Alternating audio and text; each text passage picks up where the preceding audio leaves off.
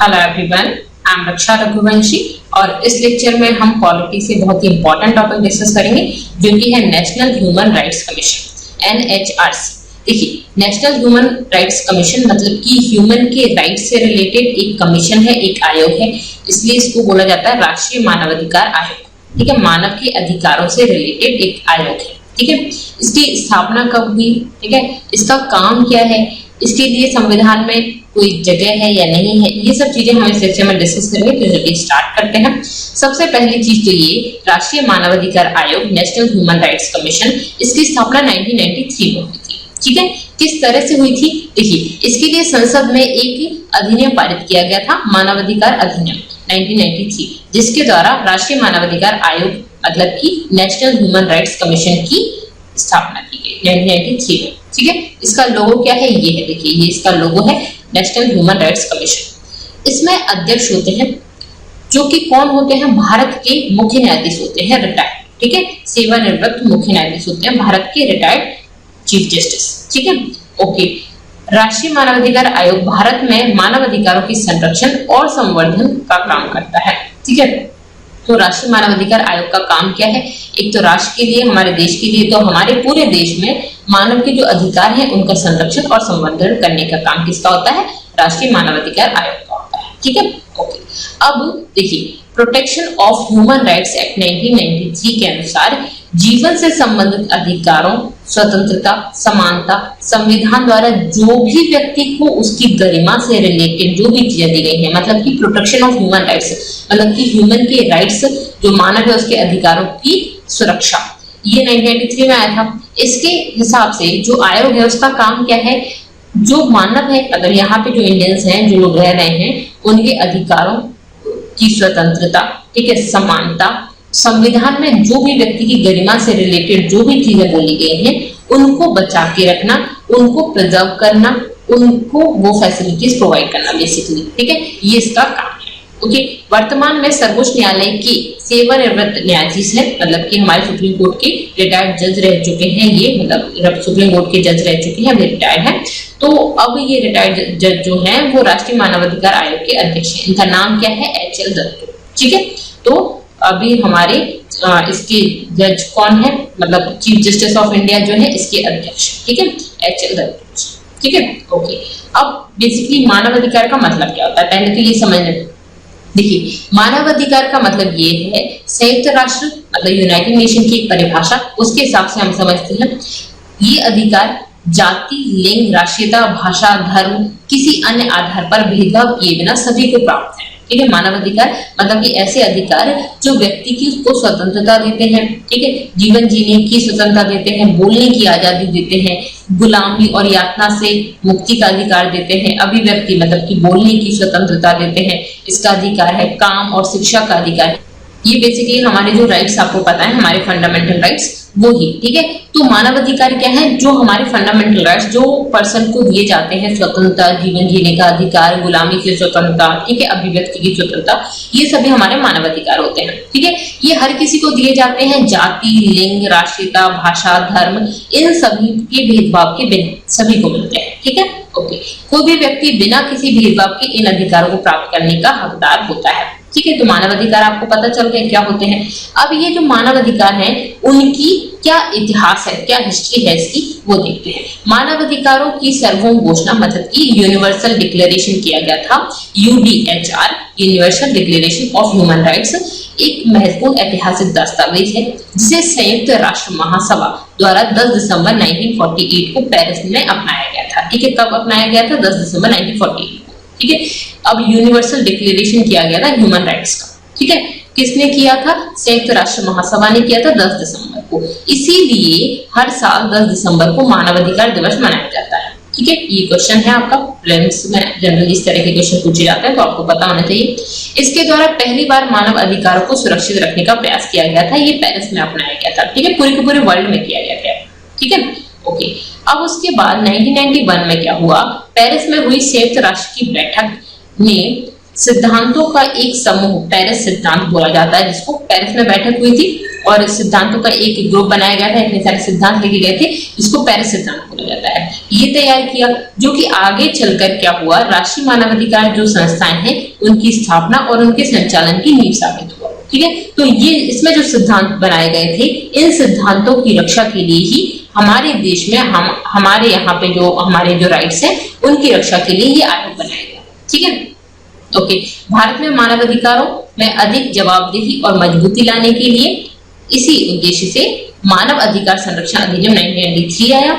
यह अधिनियम सभी राज्यों को भी राज्य मानवाधिकार आयोग बनाने का अधिकार देता है। ठीक है, तो ये जो आपका ये आया था मानव अधिकार संरक्षण अधिनियम 1993, इसके थ्रू ही जो हमारा नेशनल ह्यूमन राइट्स कमीशन बना। ठीक है, और इसमें एक और अधिकार मिलता है इस अधिनियम के थ्रू आपको कि हर राज्य की राज्य सरकार भी राज्य मानवाधिकार आयोग का गठन कर सकती है। ठीक है, ओके।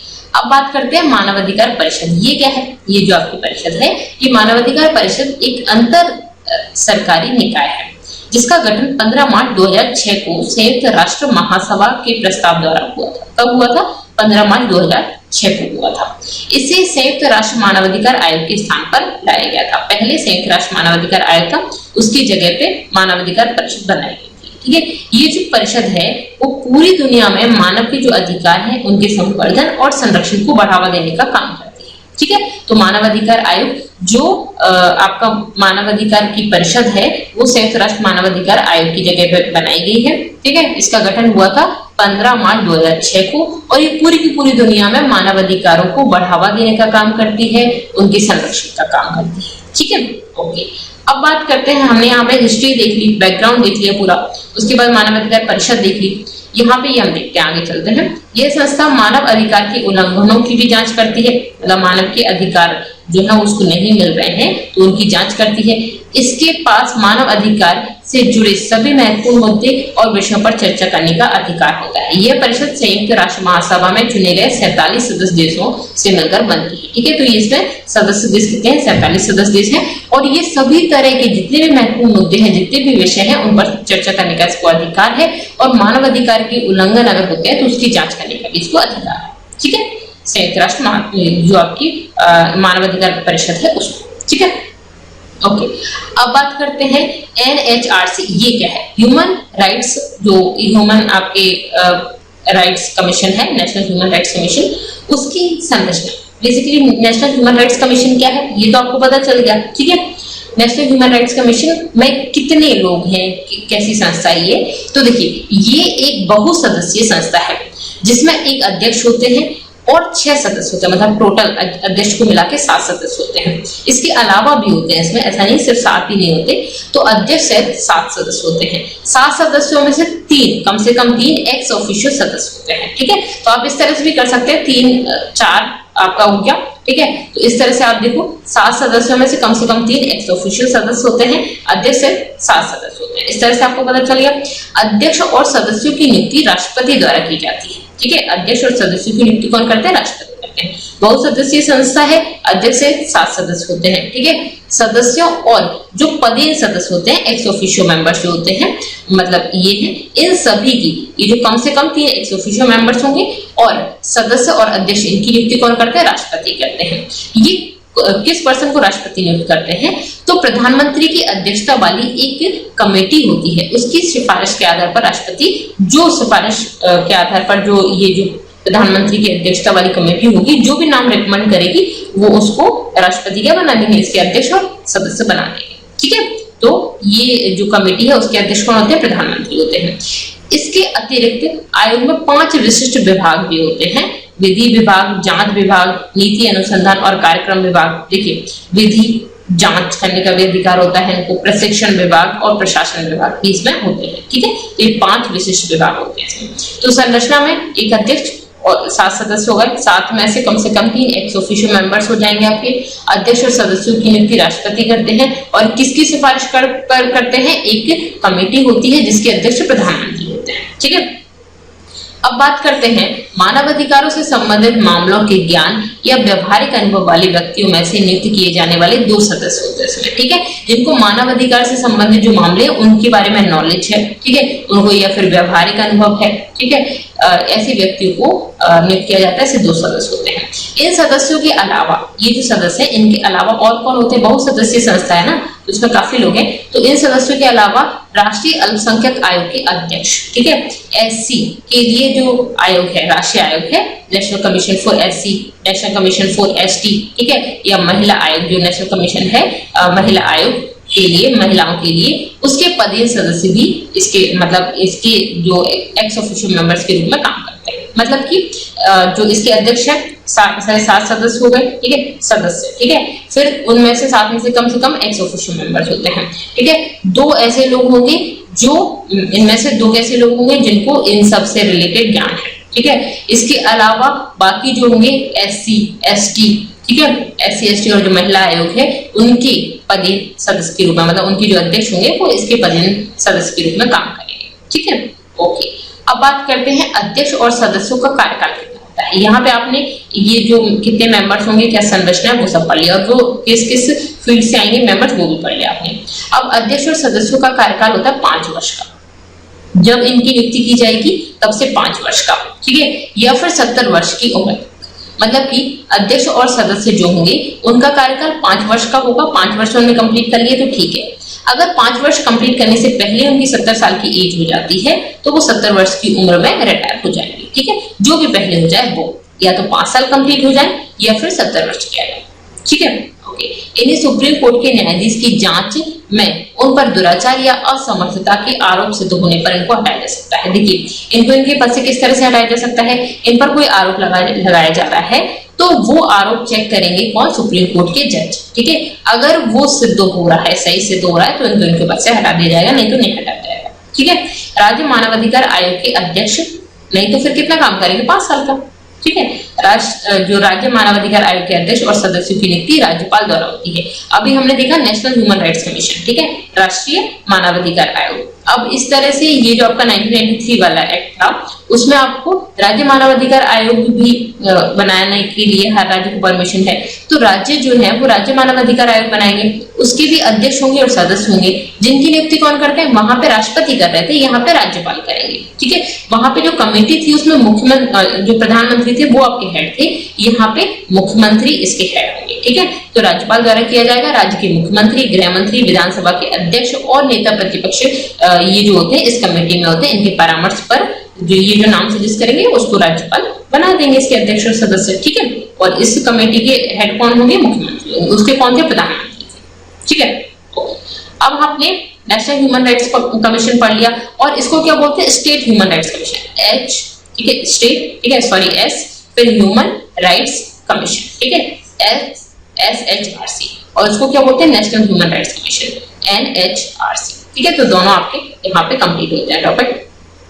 उसके बाद हम बात करते हैं NHRC के काम क्या होते हैं। देखिए यही सेम जो सारे काम आपके NHRC के बढ़ोगे वही सेम आपके किसके हो जाएंगे? SHRC के हो जाएंगे, ठीक है, ओके। अब जो डिफरेंस था वो हमने आपको बता दिया, डिफरेंस क्या था वो आपको पता चलेगा, ठीक है। उसके बाद जो आपकी NHRC है उसके काम क्या होते हैं? इनका काम होता है मानव अधिकार जो है उनका उल्लंघन हो रहा है ना तो उसको रोकना है, ठीक है, और अगर हो चुका है तो उसकी जांच करना है, ठीक है। तो मानव अधिकारों के उल्लंघन से संबंधित कोई मामला यदि NHRC के संज्ञान में आता है तो जो नेशनल ह्यूमन राइट्स कमीशन है उसकी जांच करने का अधिकार उसके पास होता है, मतलब कि उस मामले से रिलेटेड जांच कर सकते हैं ये, ठीक है। इसके पास मानवाधिकारों के उल्लंघनों से संबंधित न्यायिक मामलों में हस्तक्षेप करने का भी अधिकार है, ठीक है। जो न्यायिक मामले चल रहे हैं उनमें भी ये हस्तक्षेप कर सकते हैं, मतलब वहां पे भी ये भले इनको बुलाया नहीं गया फिर भी ये कर सकते हैं, ठीक है, ओके। आयोग किसी भी जेल का दौरा कर सकते हैं, जेल में जो कैदी बंद हैं उनका निरीक्षण कर सकते हैं, उनकी स्थिति को देख सकते हैं, और अगर उनकी स्थिति खराब है, इनको लगता है तो उसमें सुधार के लिए सुझाव भी दे सकते हैं, ये इनका काम होता है। और क्या काम है इसका? नेशनल ह्यूमन राइट्स कमीशन जो है संविधान या किसी अन्य कानून द्वारा मानव अधिकारों को बचाने के लिए प्रदान किए गए सुरक्षा उपायों की समीक्षा करते हैं। मतलब कि देखिए जो नेशनल ह्यूमन राइट्स कमीशन है उसका कमीशन है मतलब कि लोगों के लिए जो लोगों के अधिकार है उनको बचाना है बेसिकली, ठीक है, लोगों के अधिकार है वो उनको दिलाना है। तो संविधान या किसी भी और कानून द्वारा अगर लोगों की जो अधिकार है उनको बचाने के लिए कोई भी सुरक्षा उपाय ये कर सकते हैं, तो उन सुरक्षा उपायों की समीक्षा करते हैं, देखते हैं। ठीक है, उनमें बदलावों की सिफारिश भी करते हैं। उनको अगर लगता है कि इसमें बदलाव करना चाहिए तो उसकी सिफारिश करते हैं। नेशनल ह्यूमन राइट्स कमीशन मानव अधिकार के क्षेत्र में अनुसंधान का काम भी करते हैं। ठीक है, ये अनुसंधान भी बनाते हैं, अनुसंधान का कार्य भी करते हैं। आयोग समाज के विभिन्न वर्गों के बीच मानव अधिकारों से जुड़ी जानकारी का प्रचार करते हैं। जो समाज के सारे वर्ग हैं उनके बीच में जाके मतलब सभी धर्मों के बीच में जाते हैं और जाके मानव अधिकारों से रिलेटेड जानकारी देते हैं। बेसिकली क्या, ऐसे एक एक घर तो जाएंगे नहीं, ठीक है, तो उससे रिलेटेड कैंप वगैरह इस तरह के काम करते हैं और लोगों को जानकारी देते हैं कि उनके ये अधिकार है। ठीक है, ओके। इसके पास मुआवजे और हर्जाने का भुगतान की सिफारिश करने का भी अधिकार है। जैसे कि किसी पर्सन को जेल हो जाती है, ठीक है, और जेल हो जाती है, ठीक है, या फिर किसी पर्सन को के साथ जैसे आप देखते हैं कि कोई गरीब है, उसकी जमीन वगैरह हड़प ली, कुछ कर लिया इस तरह से, तो मानव अधिकारों का उल्लंघन हो रहा है, ठीक है, या कोई पर्सन किसी ऐसी ट्रेजेडी में मर जाता है, तो इस तरह की अगर कुछ चीजें होती हैं जहां पे उसके अधिकारों का हनन हो रहा है तो उसको मुआवजा दिया जाए, उसको हर्जाना दिया जाए, इसके भुगतान की सिफारिश भी करते हैं। ठीक है, आपने कई बार न्यूज में देखा होगा इस तरह की चीज, ठीक है, तो उसके हर्जाने की सिफारिश करते हैं। आयोग अपनी रिपोर्ट राष्ट्रपति, भारत के राष्ट्रपति के समक्ष देते हैं। अब ये रिपोर्ट जो बनाते हैं ना, उसको भारत के राष्ट्रपति को देते हैं और राष्ट्रपति जो है उसको संसद के सामने देते हैं। मतलब कि राष्ट्रपति संसद के दोनों सदनों के सामने इनकी रिपोर्ट को रखते हैं। ठीक है, जो भी इनकी मांग है, जो भी इनके सुझाव है, उन सभी को जो रिपोर्ट आती है उसको राष्ट्रपति संसद के सामने रखते हैं। ठीक है, ओके।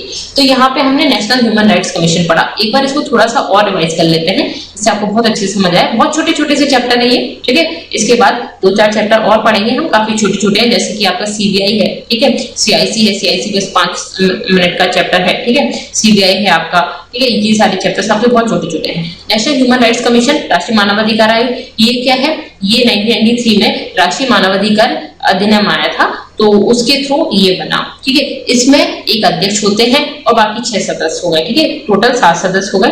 तो अध्यक्ष जो है वो भारत की सेवानिवृत्त मुख्य न्यायाधीश होते हैं, रिटायर्ड जज होते हैं आपके इंडिया के। ठीक है, मानवाधिकार आयोग का मतलब काम क्या हुआ, तो मानव के जो अधिकार है उनका संरक्षण करना इसका काम हुआ। ठीक है, ये जो एक्ट आया था इसका मतलब क्या है, इस एक्ट के अनुसार जो आयोग है उसका काम क्या है, जो मानव के अधिकार हैं, स्वतंत्रता जैसे मिलना है, उसको समानता मिलना है, ठीक है, और उसकी गरिमा और इसे राइट टू स्पीच, ये सारे जो आपके अधिकार हैं उनका सुरक्षा करना है। ठीक है, उनका रक्षक है बेसिकली।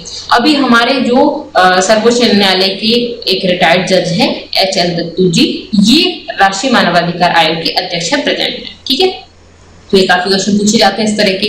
मानवाधिकार का मतलब क्या है, तो आपने ये डेफिनेशन पढ़ ही ली। ठीक है, और यहाँ पे इसकी हिस्ट्री क्या है, तो सबसे पहले यूनिवर्सल डिक्लेरेशन हुआ था ह्यूमन राइट्स का। ये कब हुआ था, 10 दिसंबर 1948 को पेरिस में अपनाया गया था इसको, और इसीलिए 10 दिसंबर को मानवाधिकार दिवस मनाया जाता है। ठीक है, ओके।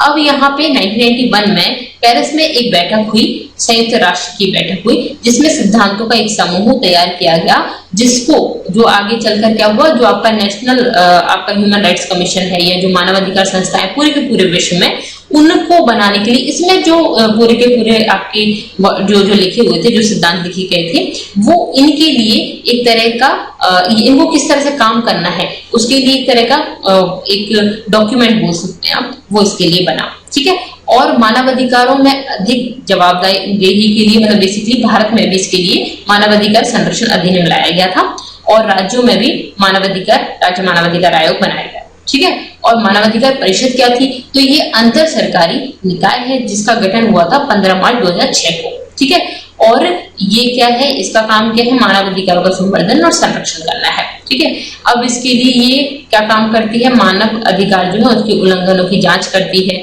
और इस परिषद में संयुक्त राष्ट्र महासभा में चुने गए 47 सदस्य। ठीक है, ये इंपॉर्टेंट है आपका। ठीक है, उसके बाद संरचना में हमने लिख लिया, अध्यक्ष है, 7 सदस्य होते हैं, 3 एक्स ऑफिशियो मेंबर्स होते हैं। इसकी नियुक्ति कौन करते हैं, राष्ट्रपति करते हैं, और प्रधानमंत्री की अध्यक्षता वाली कमेटी की सिफारिश करते हैं। ठीक है, इसमें कुछ विभाग हैं, विशिष्ट विभाग हैं, जैसे विधि, जांच, नीति अनुसंधान कार्यक्रम। ठीक है, ये सब विभाग है इसमें। इसके बाद यहाँ पे हम बात करें इसमें और कौन कौन होते हैं, तो ये आपके जो इसके सदस्य हैं वो आपके नेशनल कमीशन है जो एससी के लिए, एसटी के लिए, महिला आयोग जो है, ठीक है, अल्पसंख्यक आयोग है, इसके सदस्य जो होते हैं उसके एक्स ऑफिशियो मेंबर्स होते हैं, ठीक है। ओके, इसके अलावा इनका कार्यकाल कितना होता है? 5 साल का होता है। ये 70 वर्ष की आयु जो भी पहले हो जाए उसमें ये रिटायर हो जाते हैं। सुप्रीम कोर्ट के जज जो होते हैं इनसे रिलेटेड जो भी अगर प्रॉब्लम आई है ना दुराचार की, मतलब इनको हटाने की अगर बात करते हैं तो इसकी जांच करते हैं, और अगर ये सिद्ध हो जाती है तो इनको हटाया जाता है, ठीक है। राज्यों में भी मानवाधिकार आयोग गठित होता है और उसके जो अध्यक्ष और सदस्य उनकी नियुक्ति राज्यपाल करते हैं, और मुख्यमंत्री की अध्यक्षता वाली एक कमेटी होती है उसकी सिफारिश पर करते हैं, ठीक है। इनके काम भी क्या होते हैं? सेम यही इनके काम होते हैं, ठीक है। यहाँ पे नेशनल ह्यूमन राइट्स कमीशन जो उसके काम जो है वैसे ही आपके राज्य जो ह्यूमन राइट्स कमीशन है उसके काम, ठीक है। तो यहाँ पे काम भी आपने देख लिया। ये हमारा चैप्टर कंप्लीट होता है। That's all for this video. Thank you so much. Thanks for watching.